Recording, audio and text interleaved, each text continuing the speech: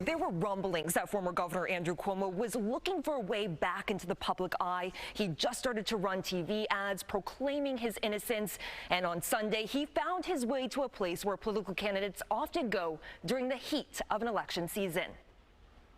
In 1984, the Democratic Party was facing the daunting challenge of defeating incumbent President Ronald Reagan. Then, at the National Democratic Convention, New York Governor Mario Cuomo took the stage and, at least for one night, united the party with a sense of purpose. In this part of the city, there are more poor than ever, more families in trouble, more and more people who need help. His son, Andrew Cuomo, tried to do the same on Sunday in his first public speech since resigning last August, amid numerous sexual harassment allegations and a federal investigation into his handling of COVID in nursing homes. He stood in front of a predominantly black church in Brooklyn and said the Democratic Party is once again in crisis. My father, God rest his soul, used to say government is an honorable profession, but that politics can be a dirty business. When even the Democratic Party chooses to cancel people that they have a disagreement with. Except this crisis Cuomo is referring to is cancel culture.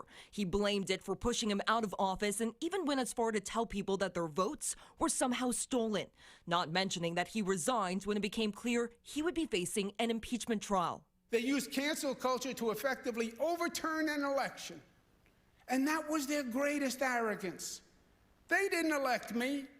You did. Lee Mirengoff, a political analyst, says Cuomo's speech clearly shows he is ready to be back in the public spotlight. I think what his thought process is, how can I reclaim some of that standing that I had during the days of COVID? But as Mirengoff points out, Cuomo's options are slim in New York. He might be better advised to do something in terms of community service, run a program, help out.